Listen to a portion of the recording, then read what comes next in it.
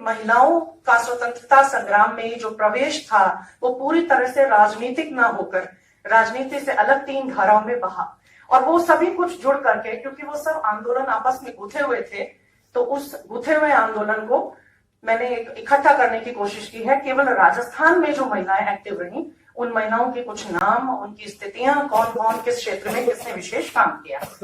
तो राजस्थान के विभिन्न क्षेत्रों में 1942 आंदोलन में अग्रणी भाग लेने वाली कुछ महिलाओं के नाम हैं। अजमेर की भगवती देवी बिश्नोई, जोधपुर की गौरजा देवी जोशी बा जिसे कहा जाता है, बांसवाड़ा की शकुंतला त्रिवेदी, माउंट आबू की धीरूबेन उपाध्याय, शांता त्रिवेदी ने हरिजन और अनुसूचित जाति की महिलाओं में भी जागरण की एक नई लहर पैदा कर दी।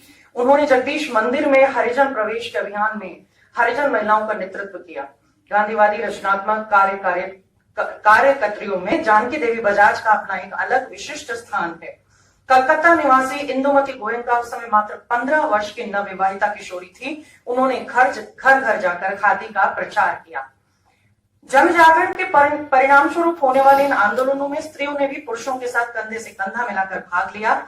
इनमें खास थे किसान आंदोलन, जिसमें स्त्रियों ने धरना प्रदर्शन और प्रजा की आवाज को बुलंद ही नहीं किया, बल्कि रियासती शासकों के निर्मम दमन चक्र को जिन हौसलों से सहन किया, वो तथ्य आने वाले समय में उभरने वाले मध्यम वर्ग के प्रजामंडल आंदोलन का प्रेरणा स्रोत बनकर उठा।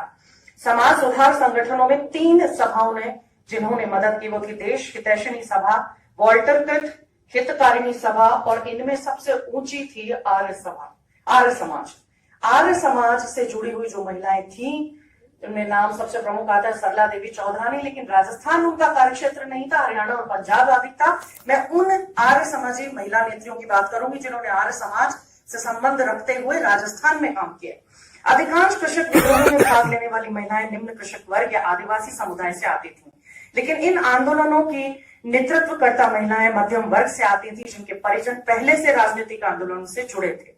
अंजना देवी, नारायणी देवी, सत्यभामा देवी आदि इन्होंने भाग लिया। वर्ण और बिजोलिया में ये जो महिलाएं जिनके मैंने नाम लिए, इन्होंने बेगू, वर्ण और बिजोलिया में भाग लिया। इन आंदोलनों की प्रकृति प्राप्त औपनिवेशिक थी, जिनमें स्त्री अस्मिता जैसे आधुनिक प्रकार के मुद्दों की खोज करना उचित नहीं होगा। कमला कुमारी के द्वारा मुंबई कैंप झालावाड़ के एक पत्र उदयपुर के प्रांतीय महिला कार्यालय को लिखा गया, जिसमें महिलाओं में नवीन चेतना फैलाने के लिए 2 मई को महिला दिवस मनाने के लिए प्रस्ताव रखा गया। इसके साथ इस पत्र में महिलाओं के सामाजिक, राजनीतिक और आर्थिक अधिकारों की मांग भी की गई।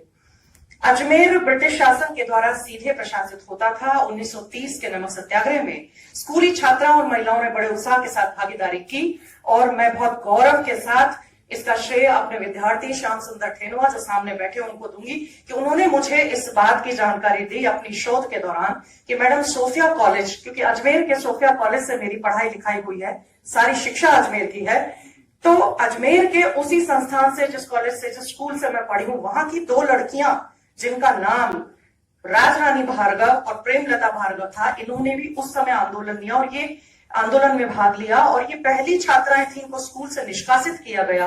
पहला अवसर जब किसी आंदोलन में स्कूली छात्राओं ने भाग लिया था। ये जानकारी मेरे अपने शोध छात्र द्वारा मुझ तक पहुंच गई और मुझे लगा कि मैं इसे अपने पत्र में शामिल करूं, तो इसका श्रेय जाता है उस विद्यार्थी को। अब आर्य समाज का जो विशेष काम था, आर्य समाज के जो अखबार थे उनमें मुख्य थे आर्य मित्र, आर्य मार्तंड। आर्य मित्र, आर्य मार्तंड की बाइंडिंग्स अजमेर के परोपकारिणी सभा और दयानंद आश्रम के अंदर ओरिजिनल बाइंडिंग्स उसकी रखी हुई हैं, क्योंकि मेरी पूरी शोध आर्य समाज और महिला सशक्तिकरण पे है, और वो ओरिजिनल बाइंडिंग्स मैंने वहां देखी हैं।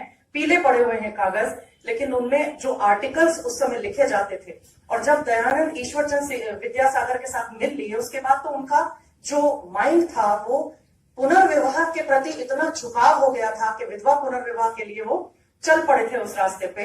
और पहला विरोध जिस गुट से आया वो थी स्वयं विधवाएं। तो आर्य मार्तंड में ऐसे लेख लिखे गए और कई आर्य समाजों ने खुलेआम घोषणा की कि हम अब विधवाओं से विवाह करेंगे।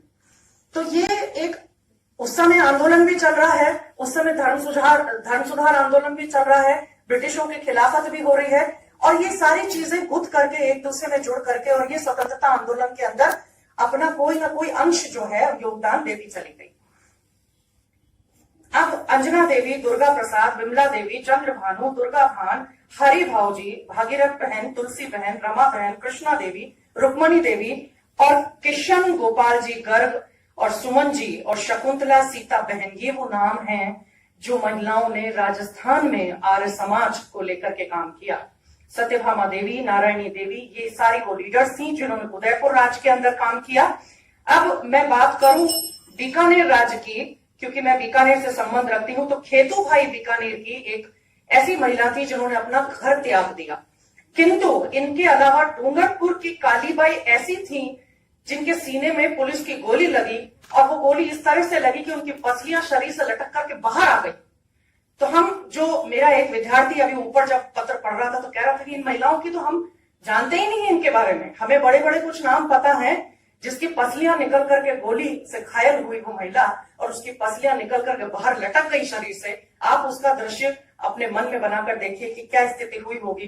तो ये वो महिलाएं अब जिन्होंने जनजागरण की महिलाओं में, जो गांधीवादी आंदोलनों में भी रही, आर्य समाज के आंदोलनों में भी रही, भारती देवी जो पूरी तरह से सत्याग्रह प्रजामंडल आंदोलन से जुड़ी रही, अरेस्ट कर ली गई जयपुर सेंट्रल जेल में। गोरजा देवी बा जो जोधपुर से रही, मैंने आपको पहले बताया, वो पहली महिला थी जिन्होंने खादी पहना और उन्होंने स्वदेशी आंदोलन का प्रचार प्रसार किया। शकुंतला त्रिवेदी, बांसवाड़ा, अंजना देवी का मैं नाम ले चुकी हूं। सेवाग्राम आश्रम ने 1939 से 42 तक बहुत महत्वपूर्ण भूमिका अंजना देवी ने निभाई। जानकी देवी बजाज लक्ष्मणगढ़ नाम के एक जगह पर, जहां पर मोदी इंस्टीट्यूट है, आज बहुत मशहूर मोदी इंस्टीट्यूट है, लक्ष्मणगढ़ की पैदाइश, और उन्होंने बहुत सारी कॉन्फ्रेंसेस की, बहुत सारी संगोष्ठियां की और उन्होंने बहुत महत्वपूर्ण भूमिका।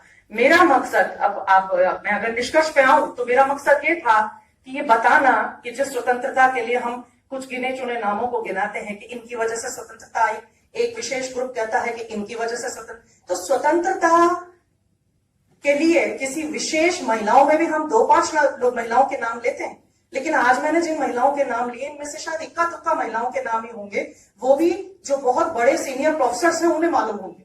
मैं नहीं समझती युवा पीढ़ी इन नामों से परिचित है। तो मेरा मकसद था कि उन लोगों तक इन नामों को पहुंचाना।